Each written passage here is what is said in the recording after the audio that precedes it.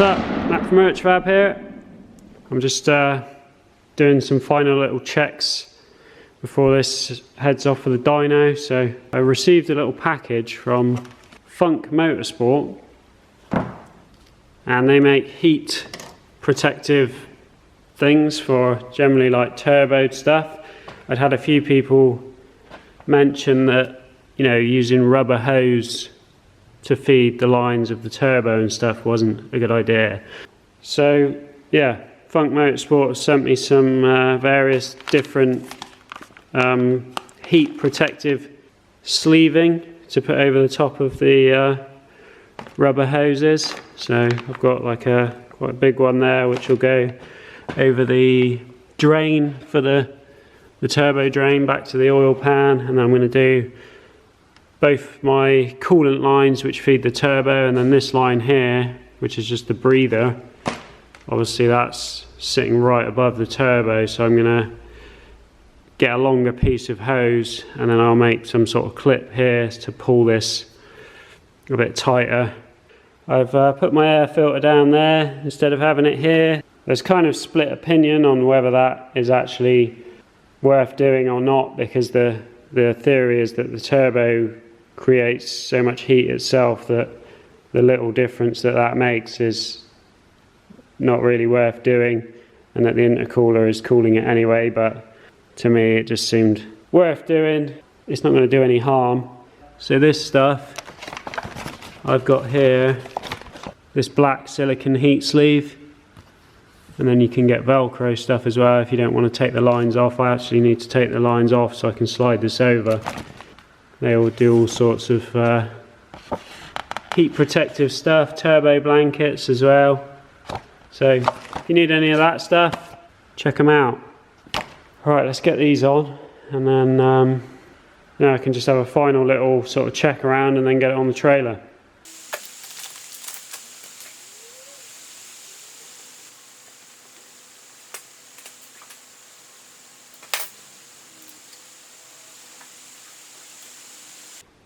I haven't got a piece of hose long enough, so we'll just have to make a joiner.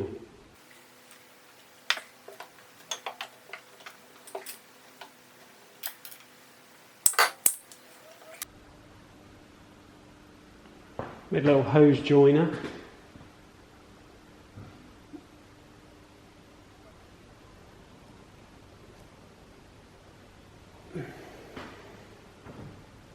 So I just need to make some kind of bracket for that now.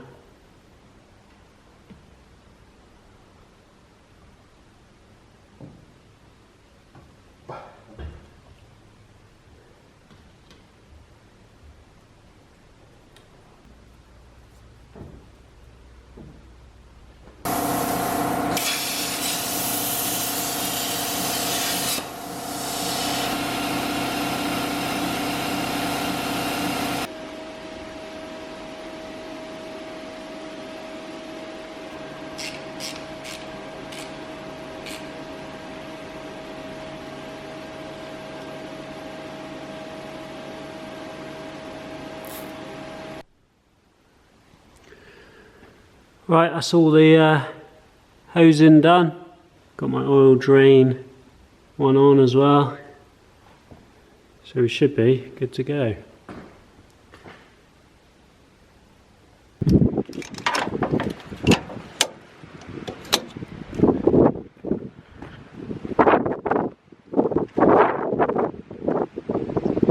Ready to rock.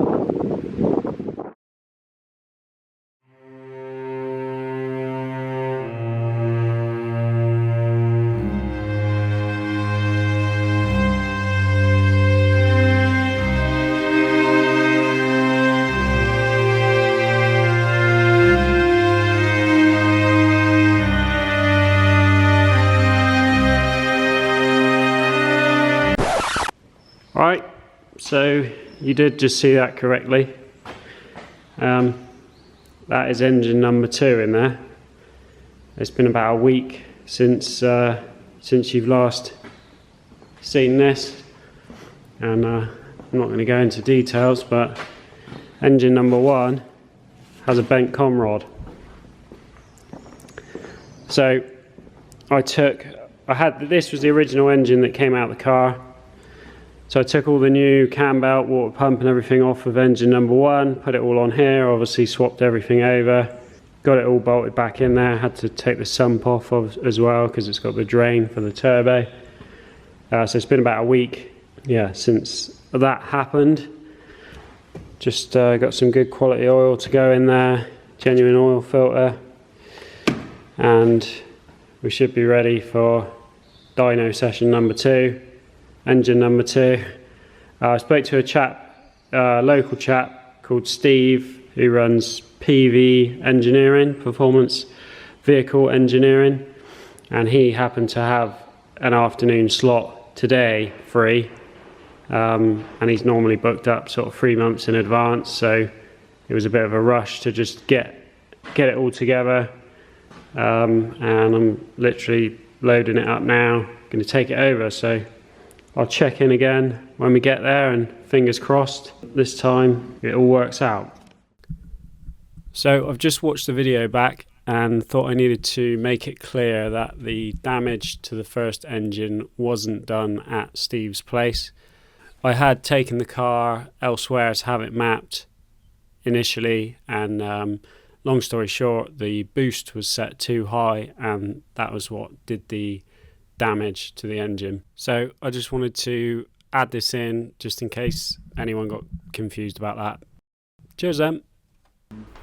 So this is Steve's place, and he's got a really impressive dyno setup. It's a Dyno Dynamics 4-wheel rolling road, and just the fan blower system he's got in there is pretty awesome. It's like being stood in a wind tunnel when you're in there. So we got the car strapped down, just started doing some bass tuning at actuator pressure, and the forge actuator I've got in there has got a 7 psi spring in it, and he wasn't happy with the way that it was producing boost, and he said he's had the same issue with these forge actuators in the past, and that top line there is the boost curve, which should climb up and then sit flat, and as you can see it sort of hits a peak as it climbs up, drops down, and then climbs all the way again, and so it was hitting 12 psi at the top, and that's the lowest spring that is available for that actuator is fitted in it, and 12 psi is more than I wanted to be going to. Just bolt a turbo on, they said. Be easy, be great. So back again. This time the engine's still in one piece, sort of. Turbo's off, so I want to keep the boost levels like much lower than they were set to before. So I'm trying to keep it at 10 psi.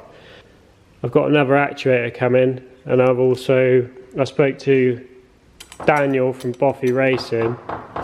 He said it can be that the gate's just not able to flow enough, which causes it to spike at the end. So you can port these to basically improve that. So I looked at a few videos online. The ones I've seen online, this is really small, and you can see like how much they take out of it to open it up. This actually looks quite big. It looks to sort of where they were taking them out to in the videos that I've watched. So I don't actually think I'm really going to be able to take too much out of that, but while I've got it apart, I am just going to open it up. The thing that you've apparently got to be careful of is not to take anything off the back edge, because then this penny can catch as it comes down. Right, so I've done my porting, and it's sort of fairly minimal. I scribed the line around the penny and then just sort of evened up the gap all the way around. But that is, it's all very minimal in comparison to the examples that I found online where they were, you know, opening this up by quite a significant amount. Right, this is all back together. I've now got a Mamba actuator fitted. Steve did recommend that I got a Turbo Smart one, which I ordered off eBay. Waited for over a week for it to turn up. Never turned up. So a mate of mine had this. So I've tested this with the with a little suspension fork pump. This one opens really nice and smoothly, and it's fully open, completely extended by like 9.5 psi. The Forge one that was on here before it didn't open smoothly. It was kind of jerky as it was opening, and then it wouldn't fully open until it was like 12 or 13 psi. So Steve would have only been able to tune it up to that boost pressure, and I wanted to make sure it stays at 10 because apparently that's the safe limit. And the first time it was mapped, it was set way beyond that, and that's what bent the rod. So I was pretty keen to try to keep it at 10 psi. I don't think the wastegate porting is really going to have done much, if anything, to be honest, just because it was so minimal. But after testing that back to back with the Forge one, and just the way this opens and closes, I think this is going to sort the problem out. So yeah, back to the dyno we go. Just thought I'd give you a quick look at Steve's race car, which is a supercharged Jag, and Steve races this in the Classic Touring Car Club, and he started racing last year, and he's built this whole car and been developing the whole car on his YouTube channel, which I'll put a link to in the description. And there's lots of videos of various other things that he's been working on. There's dyno information videos, and yeah, loads of good stuff. I've been watching quite a lot of it, particularly the racing diaries of him sort of travelling around in a camper with his family, going racing, as that's something that I am on the road to hopefully doing myself. So yeah, well worth a watch. Right, so what you're looking at now is the Mamba actuator with a 7 psi spring in it, and that's what it should look like. It just comes up, sits flat, and that literally is a 7 psi spring making 7 psi of boost. So that was that's exactly what we wanted, so that's the result.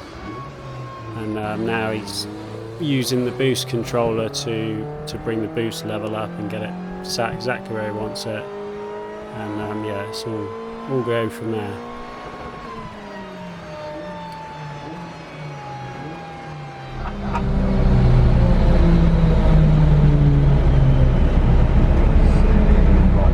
We don't really want to do no more than that. We might get a bit out of it.